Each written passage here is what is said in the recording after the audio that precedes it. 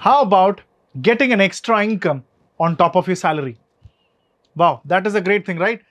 An extra income is actually flowing into your bank account on top of the salary that you get.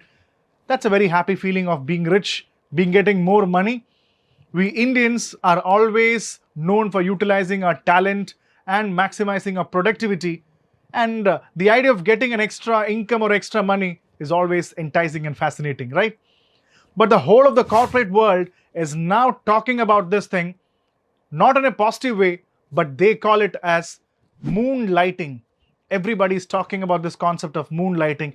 What exactly is this concept? Is it a good concept or a bad concept? And how are the different companies around the world taking this? And what are some of the positive things and some of the negative things that is coming out of moonlighting? And how is it impacting the work culture? Is something called as a work ethics important? So what is that work ethics? What is the legal angle involved in this? And recently, almost a similar Supreme Court verdict has said something in this regard. What is that? And what are the way forward? A sequence of questions that we have to discuss about moonlighting. We'll find all the answers in LearnStroke's ExplainWallah for IAS.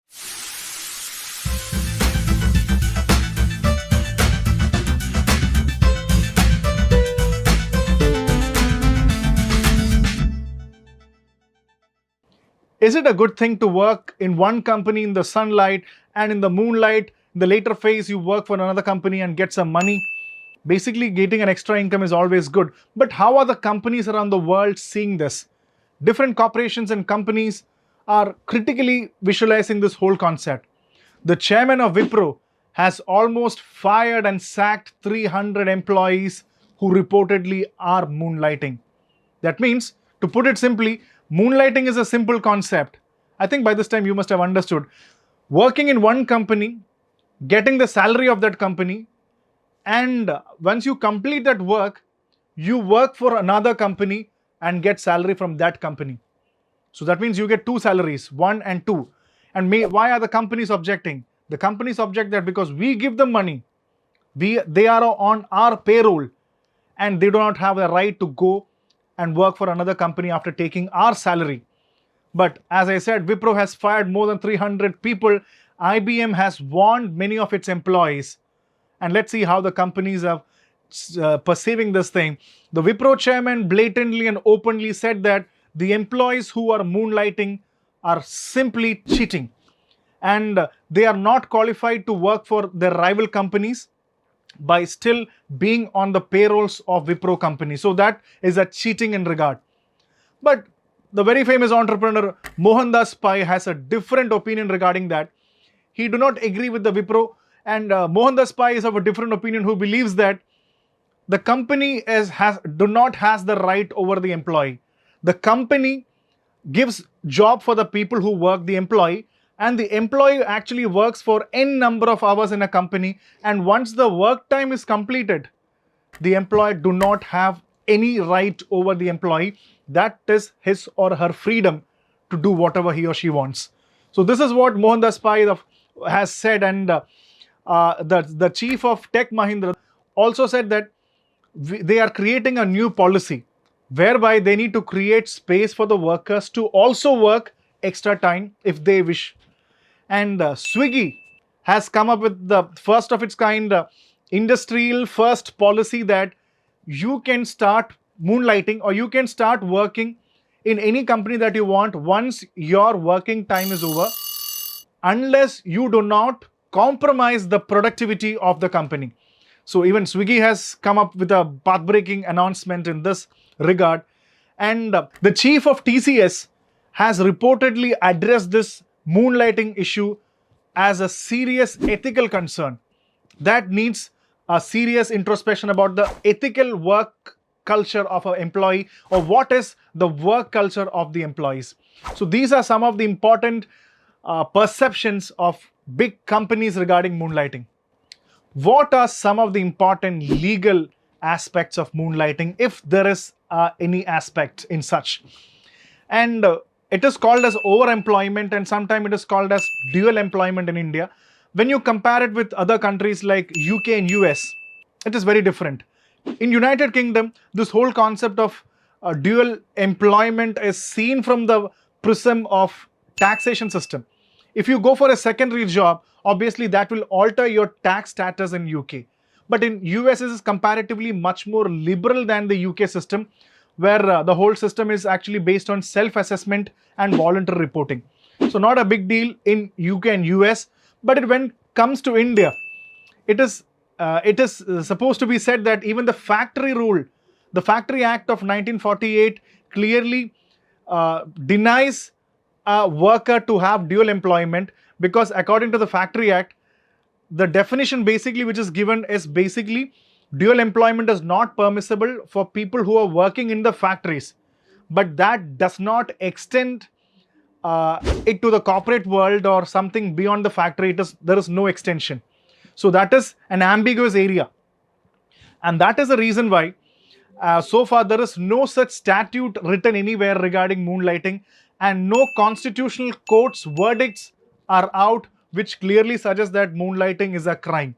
So I think in the coming days, definitely more and more statutes will be written on moonlighting, and different courts will come up with different type of judgments in the future. But definitely, you know that factory is limited to Factory Act. When you work in the corporate sector or in the companies that you work, the biggest thing that is important now is the contract that an employee signs. Definitely, employee signs a contract. If in the contract, if there is a non-competent clause which denies a person to work in another company while working in the company, then definitely that possibility is limited or restricted. But until and unless there is no such clause written that you are not supposed to work in any other company, many of the IT employees union has come up with a solution that unless and until there is no such statute written anywhere, we are free to work any work that we get. It is our freedom. So this is basically a sequence of the legal system in India. Let's discuss a Supreme Court verdict, not on moonlighting, but something very similar. I think when you analyze this verdict, you might get an idea of how Supreme Court can give a verdict in connection with moonlighting. And this is the very popular case, the Glaxo Laboratories versus the Labor Court Merit. In this, the Supreme Court clearly and explicitly said that the employer does not have any extraterritorial jurisdiction.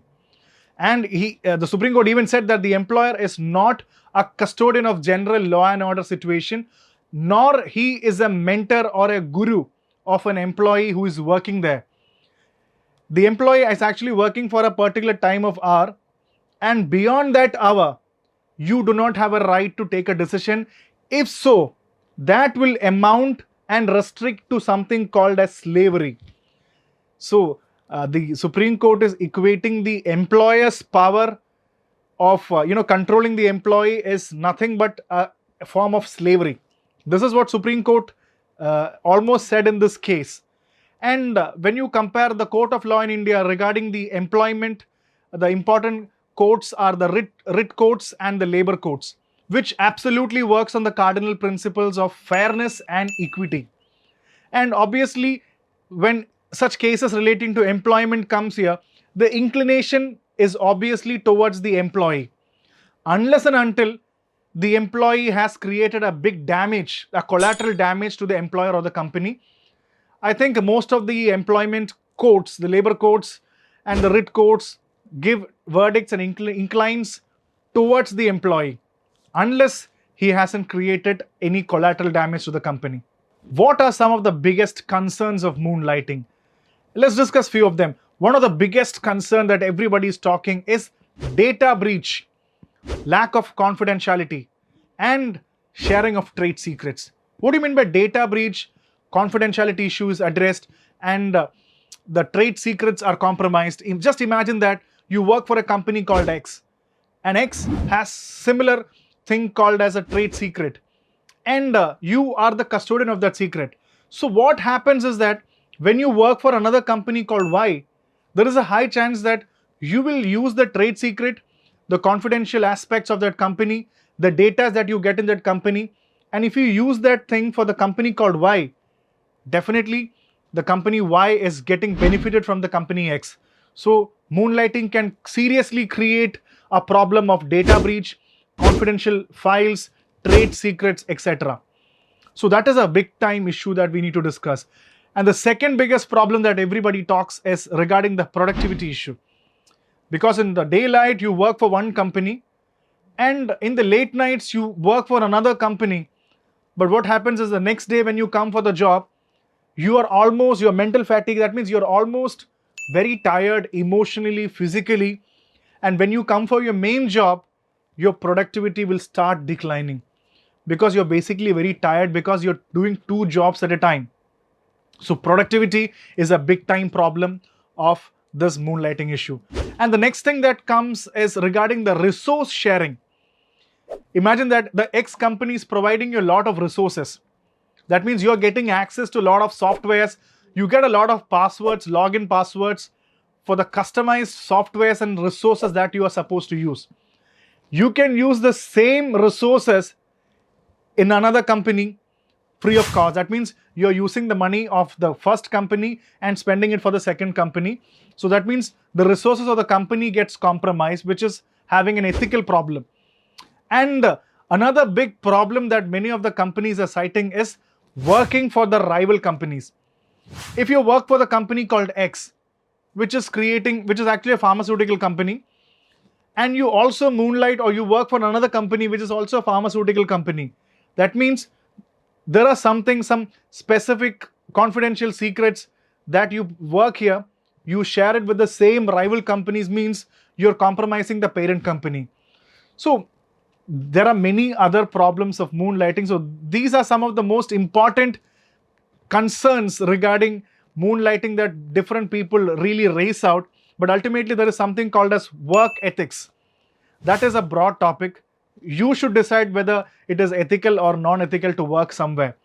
So I think these are the biggest important concerns regarding moonlighting. Definitely moonlighting is a very complicated subject, and what is right and what is wrong is actually an ethical dilemma which you have to understand. And the work culture and work ethics is a very interpretative thing. But there is one thing very sure: the companies need to have a strong contract whereby they can actually put in place the work nature of the employees. And we really hope that in the coming days there will be statutes, rules and regulations which will really control moonlighting. What are your thoughts? You can let us know. This is ExplainWallah for IAS and I am Arjun R. Shaankar. Please listen to more ExplainWallahs and subscribe LearnStroke.